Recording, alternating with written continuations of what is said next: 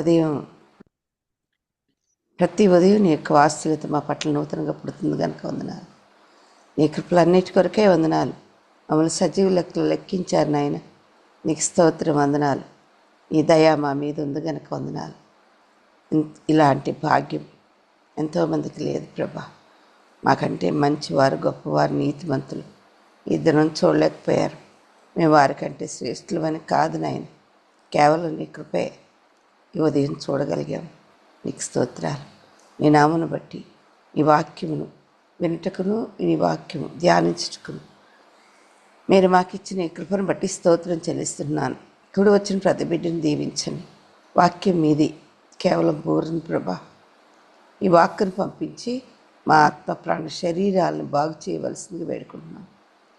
మా ఆత్మకు నాయన అవసరమైన మాటను దయచేయండి. నా మాటలు కొట్టివేయండి, మీ మాటలు దయచేయండి.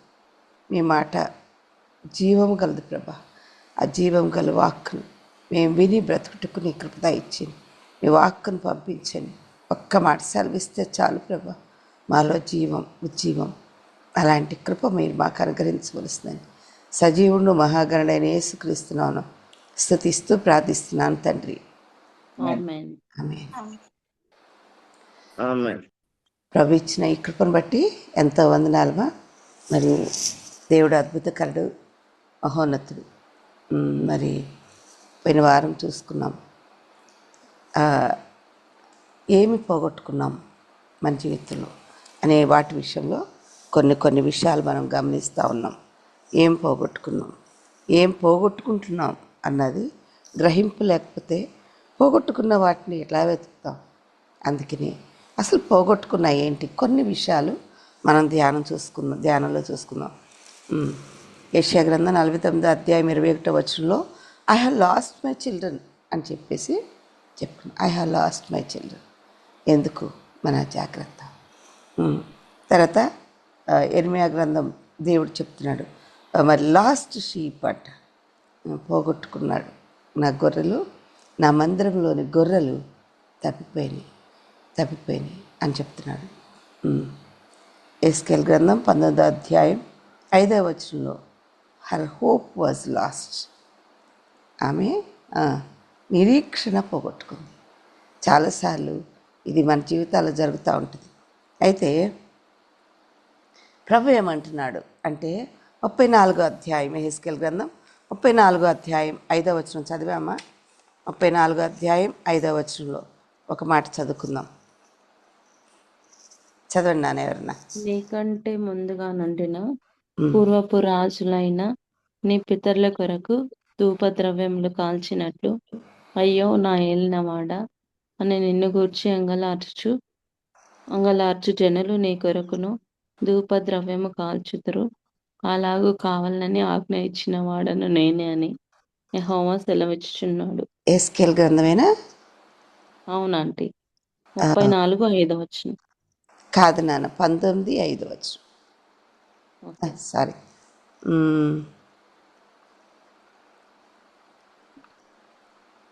34:16 రా. 34:16 చదువునాను. సారీ.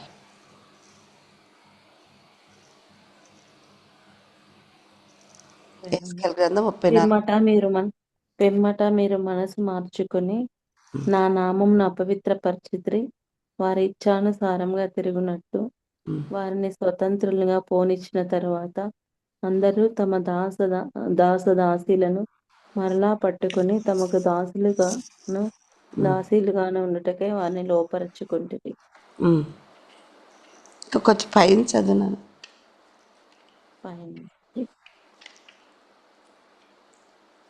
మీరైతే ఇప్పుడు మనసు మార్చుకుని ఒక్కొక్కడు తన పొరుగు వానికి విడుదల చాటించుమని చెప్పి నా పేరు పెట్టబడిన ఈ మందిరమందు నా సన్నిధిని నిబంధన చేసితిరి. నా దృష్టికి యుక్తమైనది చేసితిరి.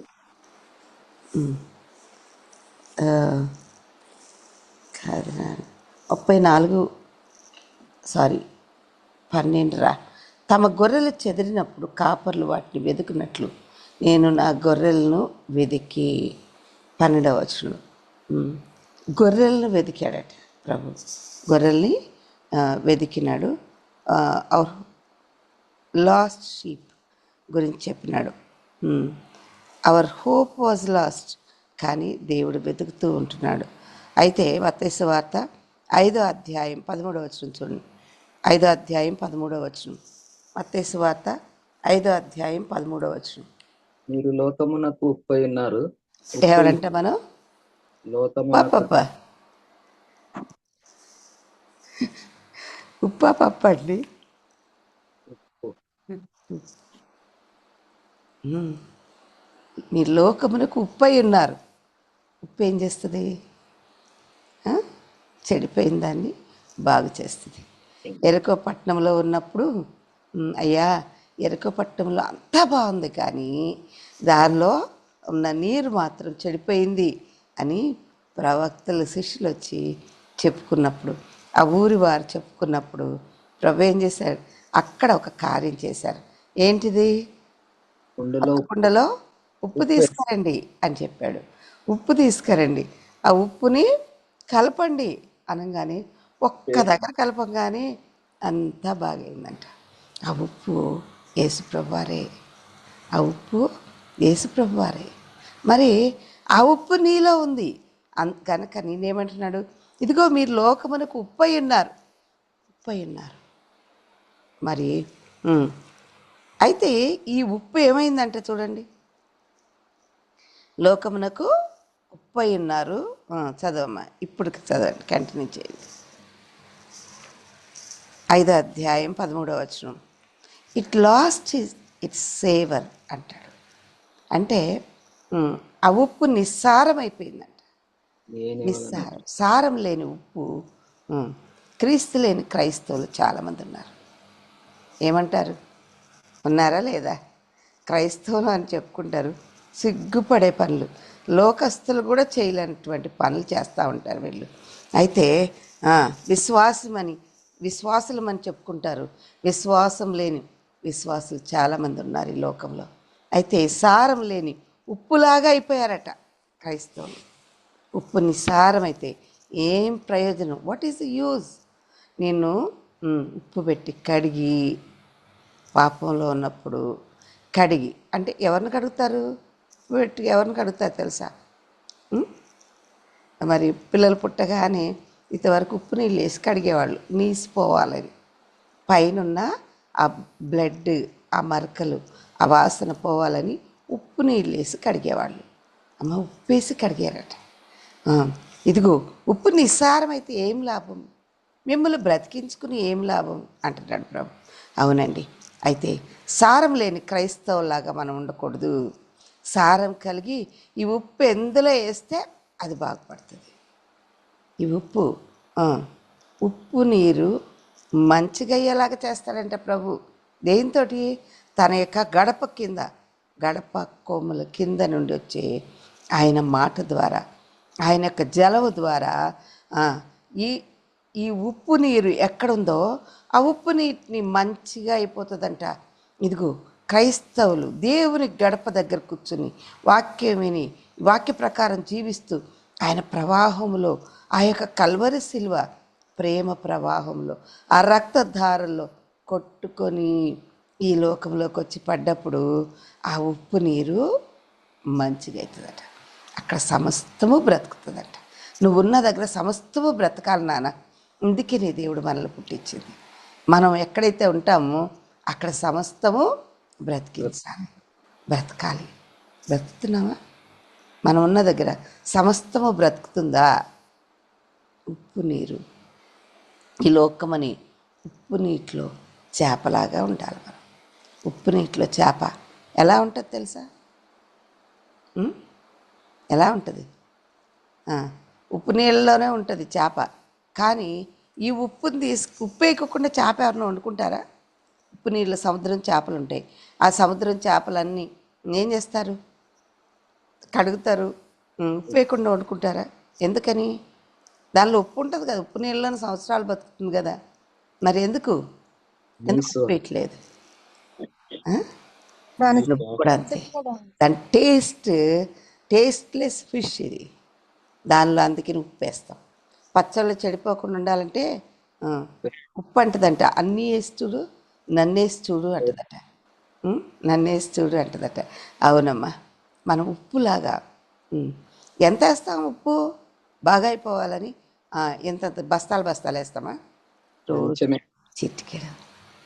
అండి, నేను ఒకసారి సముద్రం దగ్గరికి వెళ్ళినప్పుడు భావనపాడని అక్కడ పరిచర్యకి వెళ్ళినప్పుడు అక్కడ నేను చూసింది ఏంటంటే చిన్న చిన్న బడ్స్ లాగా ఉన్నాయి. ఆ సముద్రం ఒడ్డునే చర్చ్ అనమాట. అయితే సముద్రం దగ్గరికి చాలా ఇష్టం. సముద్రానికి దేవుడు ఏమి హద్దు నియమించాడు తెలుసా? సముద్రం పైకి రాకుండా పెద్ద గోడలు కట్టలే, ఇసుకని హద్దుగా నియమించాడు. అయితే ఆ ఇసుక దగ్గరికి వెళ్ళినప్పుడు కొన్ని చెట్లే ఉన్నాయి. ఉప్పు నీటిలో ఎక్కువ చెట్లు ఉండవు, కొన్ని చిన్న చిన్న గడ్డిలాగా ఉన్నాయి. నేను అన్నాను, ఏంటివి, ఏం మలవ కదా ఉప్పులో అంటే, అది ఉప్పు కూర అమ్మా అన్నాడు. ఉప్పు కూర అన్నాడు. అవునా? ఏం అప్పుడప్పుడు ఉప్పు లేనప్పుడు ఏం చేస్తారంట, ఆ ఉప్పు కూర తీసుకెళ్ళి ఏం చేస్తారు, దానిలో వేస్తారట వాళ్ళు. దీన్ని ఎండలో పెడితే ఎండలో పెట్టి దాన్ని దాచుకోవచ్చా అని అడిగారు. లేదమ్మా, కుళ్ళిపోద్ది అన్నాడు.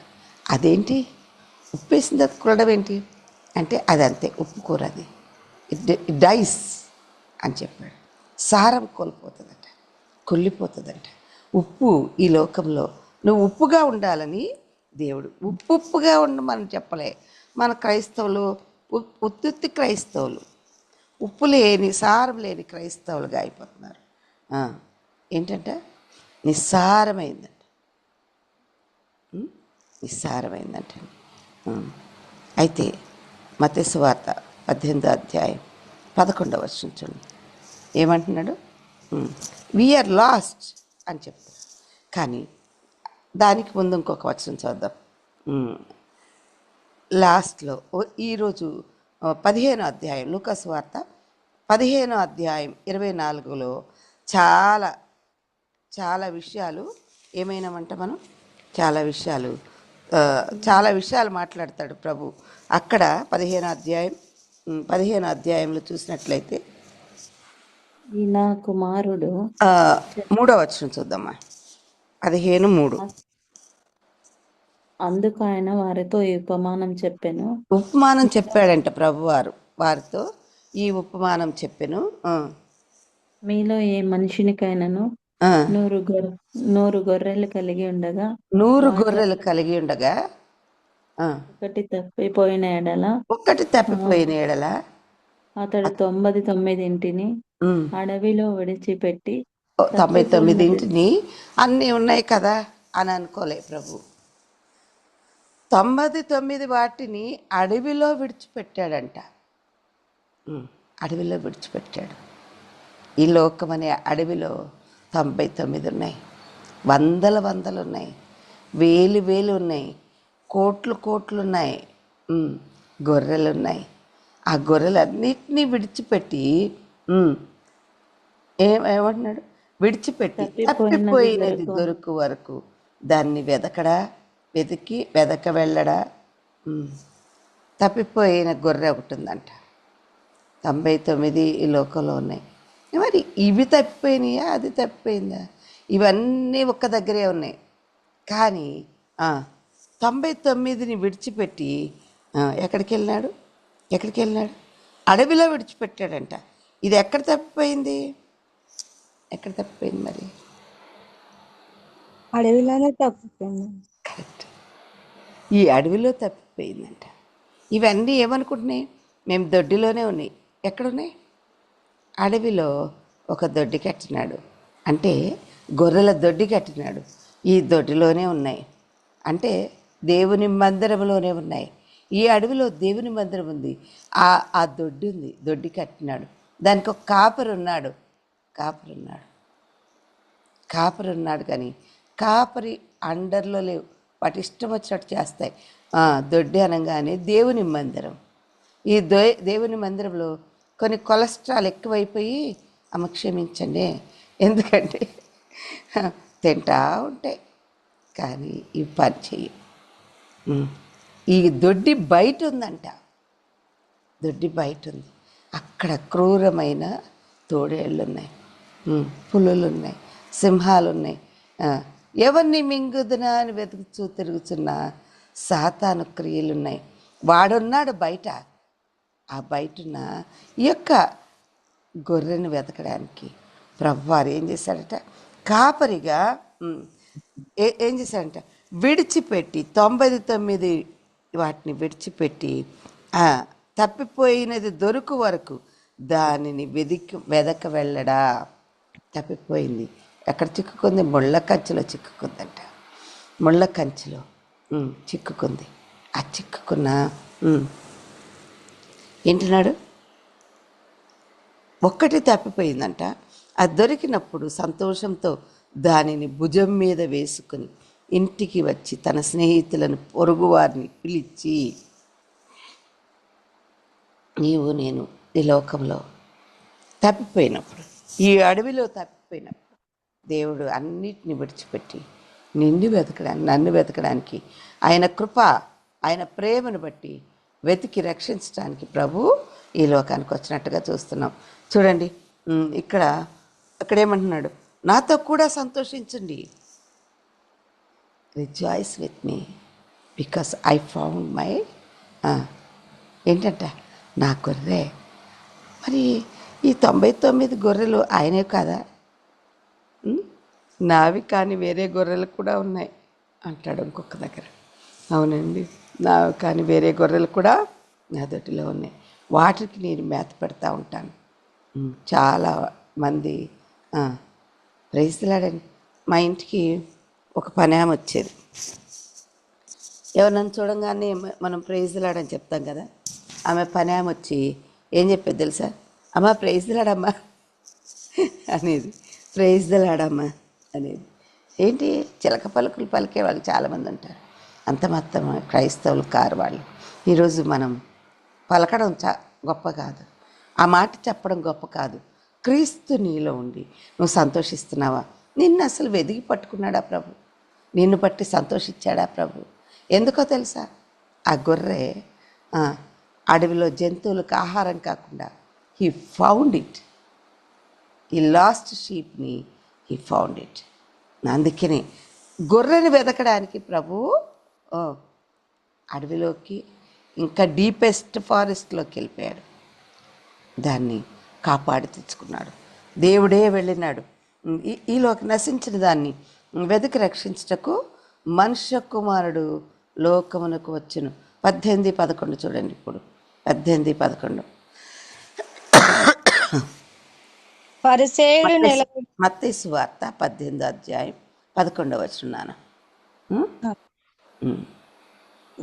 మీకేమి తోచును? ఒక మనుషునికి 100 గొర్రెలు ఉండగా వాటి తప్పిపోయిన ఎడల 99 కొండల మీద విడిచి వెళ్ళి తప్పిపోయిన దానిని వెదకడా. కొండల మీద విడిచాడట. ఎక్కడ వదిలిపెట్టాడు? కొండల మీద విడిచిపెట్టి ఎక్కడికి వచ్చాడు? వాడు దాన్ని కనుగొని 9 గొర్రెలను గూర్చి సంతోషించినంత కంటే దాని గూర్చి ఎక్కువగా సంతోషించునని. సంతోషం ఉందంట. He loves that last sheep. ఇందాక భుజం మీద ఎక్కించుకుని మోసుకుంటూ వచ్చాడట అడవిలోంచి. ఎక్కడికి ఎక్కొచ్చాడు? కొండ మీదకి ఎక్కొచ్చాడు. ఆ కొండ మీద ఎవరున్నారు? కర్మేలు పర్వతం మీద ఎవరున్నారు? దేవుడున్నాడు. దేవుని సన్నిధికి తీసుకొని వచ్చాడు. ఇదిగో తప్పిపోయినది దేవుని సన్నిధిలో ఉండాలి, లేకపోతే అది ఈ లోకంలో బలైపోతుంది. అందుకని దాన్ని వెతికి రక్షించి సంతోషం కలిగి ఉన్నాడట. ఆ తర్వాత 8వ వచనంలో చూస్తే మారు మనసు పొందు ఒక్క పాప విషయమై పరలోకంలో. చూడండి, నాకు ఈ మాట చాలా తట్టిందండి. 6వ వచనం, మీరు నాతో కూడా సంతోషించండి, తప్పిపోయిన నా గొర్రె దొరికినదని వారితో చెప్పును కదా. అటువలే మారు మనసు అక్కరలేని ఈ 99కి ఏం అక్కర్లేదు? మారు అక్కర్లేదు. ఏమనుకుంటున్నాయి? నేను గొర్రెల దొడ్లోనే ఉన్నాను, గొర్రెల కాపరున్నాడు, మమ్మల్ని చూసుకుంటాడు, మమ్మల్ని కాస్తాడు, మాతో కూడా ఉంటాడు. కొంతమంది క్రైస్తవులు ఇదే పాట, దేవుడు మాతో ఉన్నాడండి అంటే చెట్టు పేరు చెప్పుకుని కాయలు అమ్ముకుంటున్నారు. ఇవి నిజంగా క్రైస్తవులా? ఇది క్రైస్తవ జీవితమా అండి? క్రీస్తు లేని విశ్వాసం. ఈరోజు నేను ఆలోచన చేయాలి. నిజంగా క్రీస్తు మనలో ఉన్నాడా? మనల్ని వెతికి రక్షించడానికి వచ్చినటువంటి ప్రభువుని మారు మనసు అక్కర్లేదు అని బతుకుతున్నామా? మాకేం అక్కర్లేదని మాకు తెలుసండి. ఎప్పటి నుంచో, చిన్నప్పటి నుంచే తెలుసండి ప్రభు అంటారు. అవునా? నిన్ను వెతికి పట్టుకోకపోతే, తన రక్తంతో కడగకపోతే నువ్వు వేస్టే. నువ్వు తప్పిపోయిన గొర్రెవే కాదు, లోపలే ఉండి దొడ్డిలో ఉండి తప్పిపోయిందని. అందుకని అందరూ అంతటా మారు మనసు పొందవల్లని ప్రభు ఇచ్చేస్తున్నాడు. అందరూ అంటే ఎవరు? క్రైస్తవులు కూడా. కొంతమంది మారు మనసు పొందడానికి ఇష్టపడరు, కష్టపడతారు. ఎందుకని? అవన్నీ వదిలిపెట్టుకోవాలి. నేను ఒక ఆయనకి దేవుని వాక్యం చెప్తా ఉంటే ఆయన అంటున్నాడు కదా, అమ్మా నేను చిన్నప్పటి నుంచి దీనిలోనే ఉన్నామమ్మా, దీనిలోనే ఉన్నాం. మొన్న ఒక విజిటింగ్కి వెళ్ళాం. వాళ్ళ అత్తగారు చెప్తుందనమాట, ఎప్పటి నుంచో మా ఎదురుగుండా చర్చ్ ఉందమ్మా, ఆ చర్చిలోకి వెళ్తాం మేము. అది తప్ప ఎక్కడికి వెళ్ళినామా నేను. ఆదివారాలు 3-4 ఆదివారాలు అక్కడే ఉంది, కానీ చర్చికి రాలే. ఇక్కడికి వచ్చింది అన్నాడు కొడుకు దగ్గరికి. 3-4 అమ్మ రావచ్చు కదా, మేము అందులోకి వెళ్తామమ్మా. ఎందులో? శనివారం వెళ్తామమ్మా, ఆదివారం వెళ్ళం మేము అంది. ఇప్పుడు ఆమె కోసం శనివారం స్టార్ట్ చేయాలన్నమాట. ఆదివారం దేవుణ్ణి ఆరాధించడానికి ఏం చేయాలి? ఆదివారం ఆరాధన చేయాలి, దేవుని యొక్క సన్నిధిలో కూర్చోవాలి. కొంతమంది తప్పిపోతారు, ఇంట్లో వంటలు చేసుకుంటే తప్పిపోతారు. ఇంట్లో ఆదివారం ఏం చేస్తారు? గుడికి వెళ్ళకుండా గొడవలు పెట్టుకుంటా అన్ని గొడవలు పడతారు ఆ ఇంట్లో. కరెక్ట్గా ఆదివారం రాగానే అదేంటో పొద్దున్నే స్కూల్కి వెళ్ళినట్టు వస్తాడు. పిల్లల్ని స్కూల్కి పంపిస్తాం ఆదివారం అన్ని రోజులు. ఆడ మాత్రం స్కూల్కి మనల్ని తీసుకెళ్తాడు ఆదివారం. ఏం స్కూల్కి? ఈ కొట్లాట్లనే స్కూల్కి. చిన్న విషయంలో గొడవ అయింది, అలిగి కూర్చుంటారు. ఆదివారమే గొడవలు వస్తాయి, ఆదివారమే బంధువులు వస్తారు, ఆదివారమే దేవుని ఆరాధించకుండా ఫరో రాజులాగా కఠినమైన పనులు చేసుకుంటాం. ఏంటి? బూజు దులుపుకోవడం, బట్టలు ఉతుక్కోవడం. ఆదివారమేనండి దొరుకుతుంది. తప్పిపోయావమ్మా. 99 గొర్రెలు అలాగే ఉన్నాయి. క్రిస్మస్కి ముందే దులుపుకుంటావు కదా, ముందే సున్నాలు వేసుకుంటావు కదా, ముందే బట్టలు కొని పెట్టుకుంటావు కదా. అప్పుడు వచ్చింది భక్తి. క్రిస్మస్ నాడు వచ్చేది క్రైస్తవ భక్తి. జనవరి 1కి భలే తయారవుతారు. తెల్లవారుజామున ఆరాధన అంటే రేపు ఈస్టర్ వస్తుంది, పొద్దున్నే లేచిపోతారు. మరి అప్పుడెక్కడి నుంచి వచ్చింది? ఇదే 99 మంది భక్తి, పైకి భక్తి గలవారి వాళ్ళే ఉండి దాని శక్తిని ఆశ్రయించని జనుల్లాగా ఉన్నారు. పొద్దున్నే ఆరాధన. ఆదివారం అంటే ఈస్టర్ రోజున, అదే పునరుద్ధాన దినం రోజున పొద్దున్నే ఎందుకు వేస్తారంటే మంచిగా పొద్దున్నే వచ్చేస్తే మధ్యాహ్నం నుంచి వండుకోవచ్చు, 10 గంటల నుంచి వండుకోవచ్చు. ఇది తప్పిపోయినారు. తప్పిపోయినారు. ఒక్క పూట కూటి కొరకు జ్యేష్ఠత్వ హక్కును అమ్మి వేసిన ఎవరంట? ఏశావు వంటి భ్రష్టుడైనను వ్యభిచారి అయినను ఈ లోకంలో వాటిని ప్రేమించేవాడు వ్యభిచారి. ప్రభువు కంటే ఎక్కువగా ప్రేమించేవాడు వ్యభిచారి. ఇదిగో నన్ను క్షమించండి నాన్న, మనల్ని దేవుడు వ్యభిచారులని పిలుస్తున్నాడు. బంధువులు రాగానే భక్తి అంతా ఊడిపోద్ది. గబగబా ఏం చేస్తారు? బట్టలు మార్చేసుకొని ఊడిపోయింది భక్తి. బంధువులు కూడా మొహం కడుక్కొని తొందరగా మందిరానికి రండి. వాళ్ళకి తెలియదా? అబ్బో ఆదివారమేనండి అంటారు. అవునా? నీ భక్తి ఊడగొట్టుకుంటున్నావు. నిన్ను ప్రేమించి నీకోసం ప్రాణం పెట్టిన ప్రభు ఎక్కువ, బంధువులు ఎక్కువ. ఏం చేశారు వాళ్ళు? నీకు ఉండొచ్చు, నీ కొరకు ఖర్చు పెట్టి ఉండొచ్చు, చికెన్లు మటన్లు పట్టుకొని వచ్చి ఉండొచ్చు, తమ్ముళ్ళే, అన్నలే, ఇంకెవరో ఎవరో చచ్చిపోయారు వెళ్ళిపోతారు. అండ్ నాకు మా నాయనమ్మ అంటే చాలా ఇష్టం. ఆమె హిందూ. అయితే ఆదివారం చనిపోయింది. మా అమ్మ మా తమ్ముళ్ళు అందరు వచ్చారు. నీకు ఇష్టమైన మీ నాయనమ్మ చనిపోయింది కదా ఆదివారం. నేను గొప్పదాన్ని అని చెప్పట్లేదు అప్పుడు బాగా బాధ అనిపించింది నాకు. మా నాయనమ్మ అంటే నాకు పిచ్చి. ఆమె ప్రభుని తెలుసుకోలేదు కానీ ఆమె 103 ఏళ్ళు బతికింది. అయితే ఆమె చనిపోయింది అనగానే చాలా బాధ వేసింది. తీసేస్తారు కదా హిందూస్లో, చచ్చిపోగానే ఉంచరు, అట్లా పెట్టుకొని ఉంచరు. అయితే ఆమె చనిపోయింది. నేను వెళ్ళాలంటే 2వ రోజు వరకు ఉంచరు. ఏం చేయాలి? అప్పుడు దేవుడు నా మనసుకు మృతులను తమ మృతులు పాతి పెట్టుకొని నీవు వచ్చి దేవుని ఆరాధించు అని అనగానే ఒకేలా నేను వెళ్ళి బతికించలేను, ఏం చేయలేను. అందరూ మొక్కలు మార్చుకున్నారు. మా అమ్మ వెళ్ళిపోయింది. మా అమ్మ ఒక్క ఆదివారం ఒక్క ఆదివారం రా, నెక్స్ట్ వీక్ అక్కడే ఉంటావు కదా అంది. రాలేనమ్మా అన్న. నాకు ఇష్టమే మా నాయనమ్మంటే, కానీ చచ్చిపోయిన వాళ్ళ కోసం మనల్ని మనం కోసుకోవద్దు కదా. ఆదివారం పోయిన ఆదివారం మళ్ళీ ఈరోజు తెచ్చుకుంటామా? నో. కూర్చున్నా, దేవుని మందిరంలో కూర్చున్నా. ప్రభా, ఆమెని ప్రభు దగ్గర నడిపించాలంటే నేను అంత మునుపు 15 రోజుల క్రితమే వెళ్ళేసి వచ్చాను. నా పాపను పట్టుకొని వెళ్ళేసి చూపించేసి ఆమె కళ్ళు అప్పటికి నేను మా నాయనమ్మ దగ్గరికి వెళ్ళి దగ్గర 18 సంవత్సరాలు. మా నాన్నని బట్టి అక్కడికి వెళ్ళలేదన్నమాట. అక్కడికి వెళ్తే ఏం చేస్తాడో అని. అయితే నేను అక్కడ దగ్గరగా మా పెళ్ళి అయిపోయి 18 సంవత్సరాల తర్వాత వెళ్ళాను. మా పెళ్ళి అయిపోయి మా పాప చిన్నగా ఒక 3 సంవత్సరాలు ఉంది. అప్పుడు దాన్ని పట్టుకొని పోయాను అనమాట. పట్టుకొని పోయి ధైర్యం అప్పుడు ఏం చేస్తాడు మా నాన్న అని. లేకపోతే నువ్వు వచ్చావని నన్ను అక్కడే కట్టేసి పెళ్ళి కాకపోతే ఎవరికైనా ఇచ్చి వాళ్ళ బంధువులకి పెళ్లి చేసి ఇచ్చేస్తాడు. చాలా ప్రయత్నాలు చేశాడు లేండి అలాంటివి.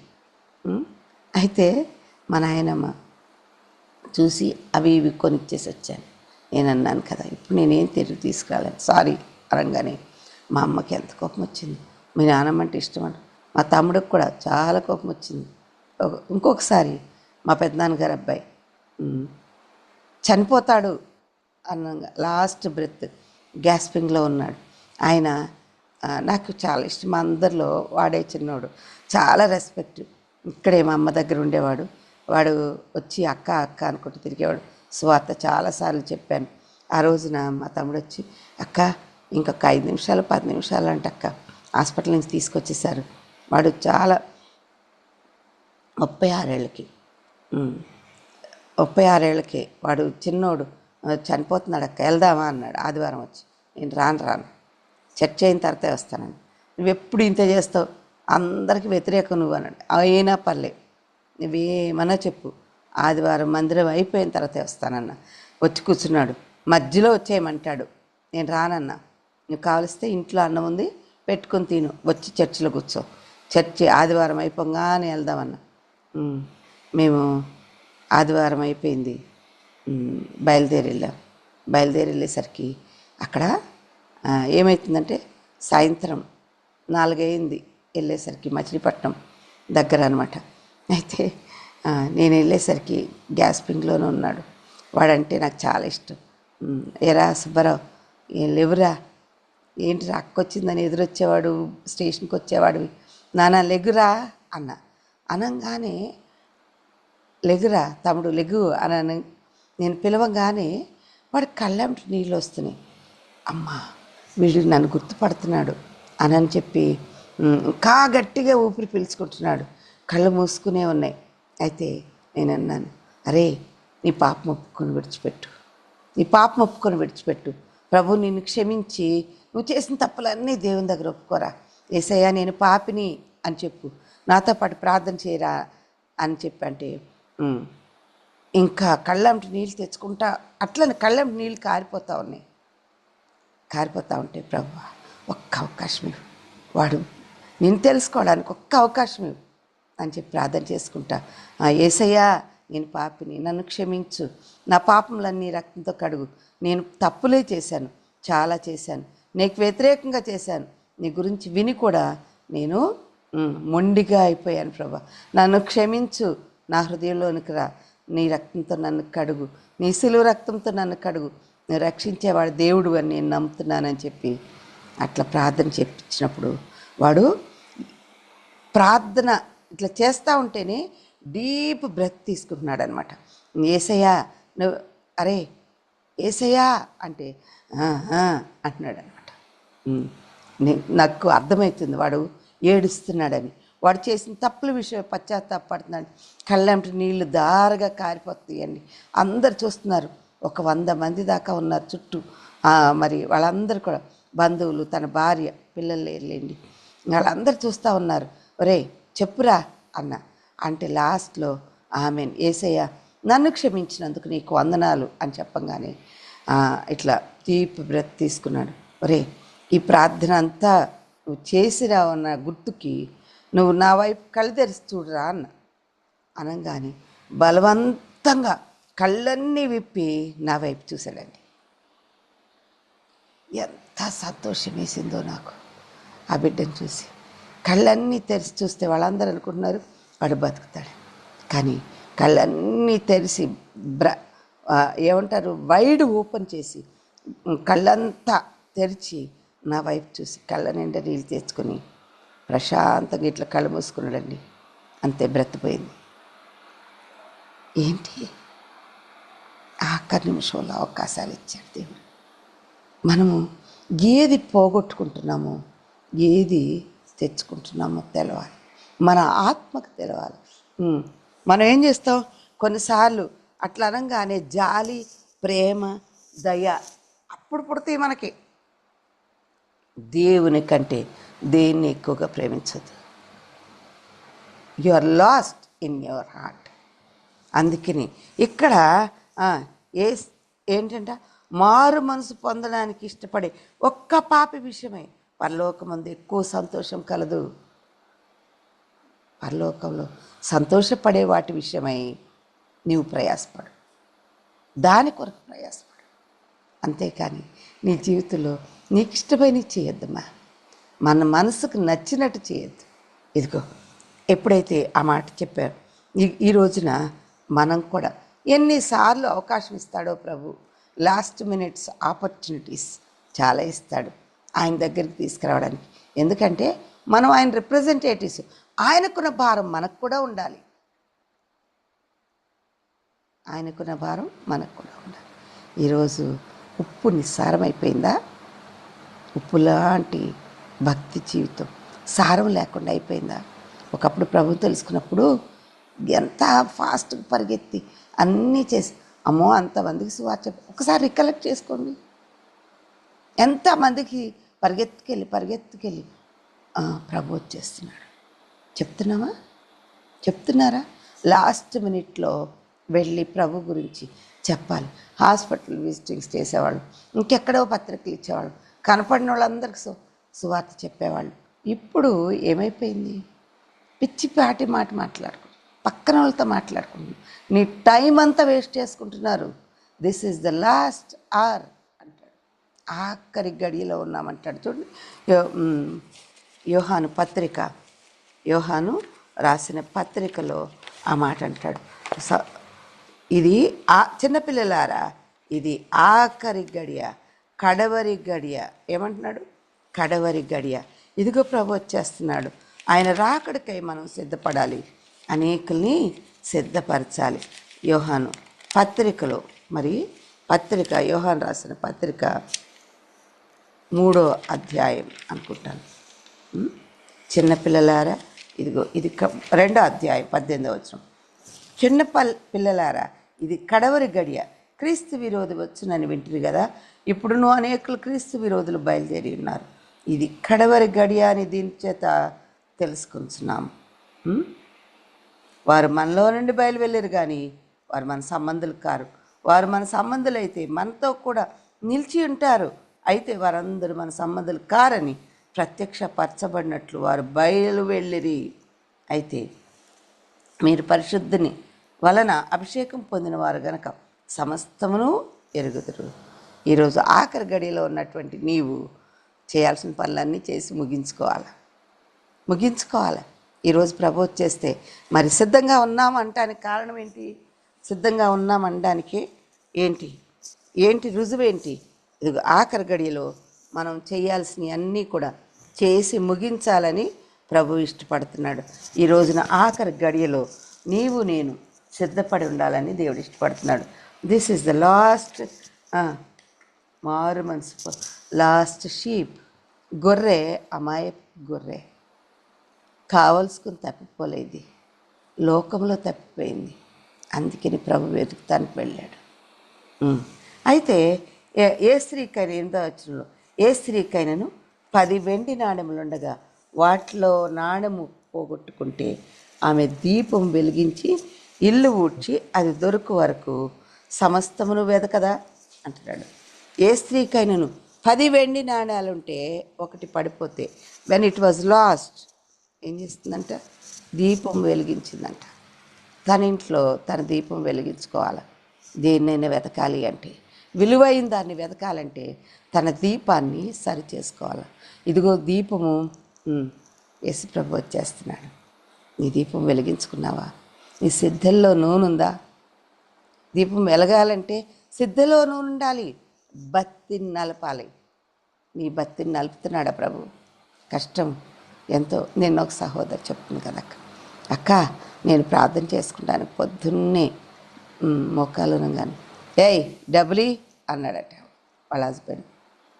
లేవు అనగానే బాగా కొట్టాడట. బాగా కొట్టి ఎప్పుడు చూసినా లేవంటావు. ఆయన తాగి 3 పిల్లలు ఉన్నారు, బాధ్యత లేకుండా తిరుగుతున్నాడు. లేవు అందంట.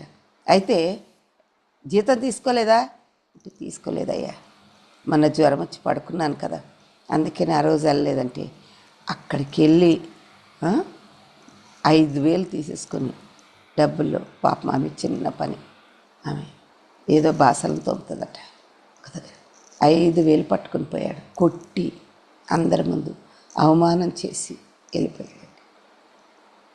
ఆ సహోదరు చెప్తుంది, నన్ను కొట్టినందుకు బాధపడలేదమ్మా, కానీ మా యజమానుల ముందు నన్ను అవమానపరిచి ఏం చేశాడో తెలుసా?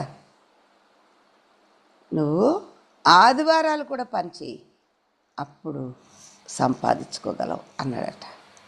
ఆదివారాలు కూడా. అందుకే బాధ వేసింది నాకు. నేను ఆదివారం ఉండలేను, దేవుని మందిరానికి వెళ్ళాలి, నువ్వు ఆదివారం వెళ్ళొద్దు అని చెప్తున్నాడంట. మొన్ననే మాలేసుకుని వెళ్ళి మొన్నటిదాకా ఉపవాసాలు ఉన్నాడు. దాని తర్వాత ఇప్పుడు వచ్చి ఫుల్ తాగుతున్నాడు. ఇది సీజనల్ భక్తి. పాపం ఆమె దేనికి బాధపడుతుంది? ఆదివారాలు నేను వెళ్ళను, నా ఉద్యోగం పీకేసినా సరే. అదేంటిది? క్యాటరింగ్ వాళ్ళంట ఆదివారాలు పిలుస్తామన్నారట. ఆదివారాలు పని చేయి, నీకు ఎక్స్ట్రా డబ్బులు ఇస్తాను అంటే నేను ఏమైనా సరే వెళ్ళనమ్మా, నన్ను పీకేసినా సరే మీరు నా కోసం ప్రార్థన చేయండి అని ఉపవాస ప్రార్థనలు అవుతున్నాయి. దానిలో చెప్తుందన్నమాట. పాపం అనిపించిందండి. నువ్వు దేనికోసం ప్రయాసపడుతున్నావు?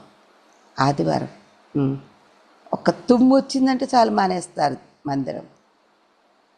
వెండి నాణెం ఎక్కడ పోయిందో అక్కడే దీపం వెలిగించి వెతుకుతుంది. ఎక్కడ పోగొట్టుకున్నావో అక్కడే వెతకాలి అండి. హైదరాబాద్లో పడి విజయవాడలో లేస్తానంటే కుదరదు. నువ్వు ఎక్కడ పడిపోయావు? ప్రార్థనలోనా?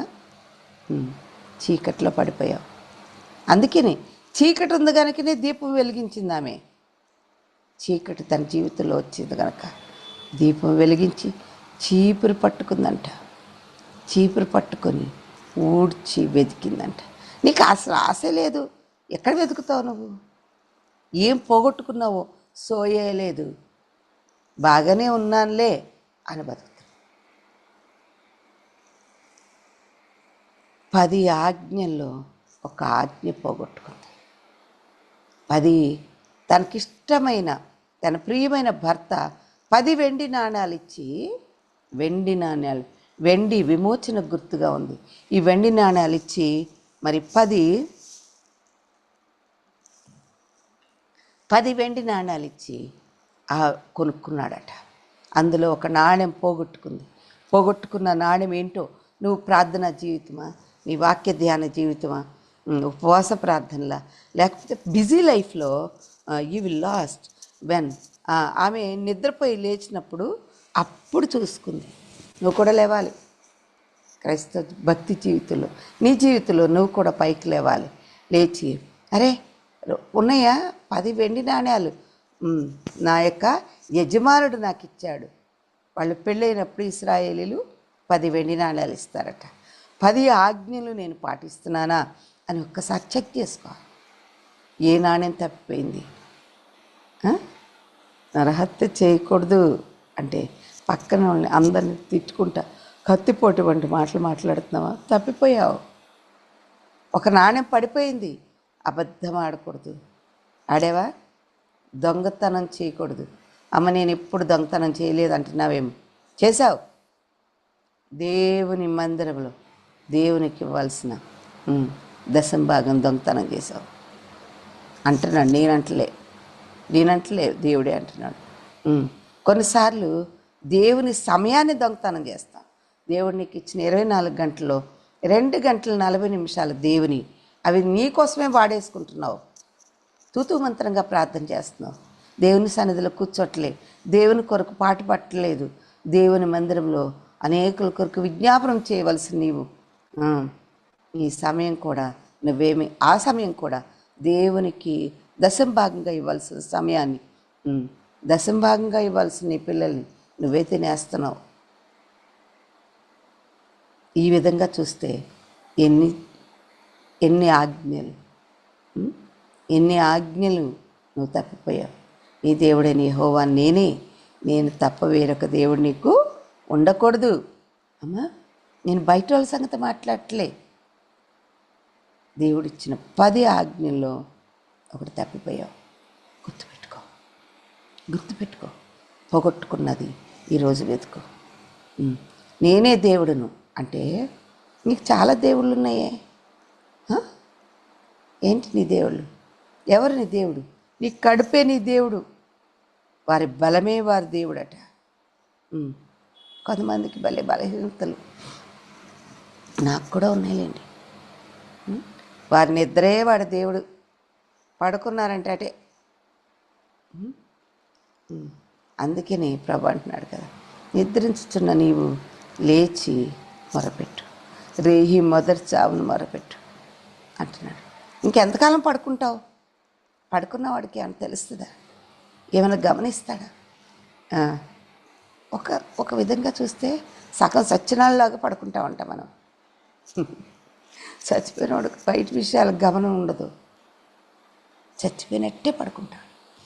ఈ రోజున మనం గమనించాలి.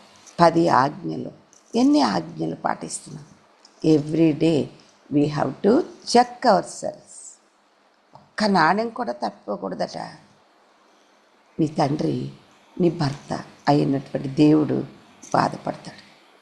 నీకు ప్రేమతో ఇచ్చాడు 10 ఆజ్ఞలు. నువ్వు చేయలేనివి కాదు, ఆయన చేసి చూపించి మరీ ఇచ్చారు. అందుకని వెతకాలి, జాగ్రత్తగా ఊడ్చి అది దొరికి వరకు వెతకాలండి.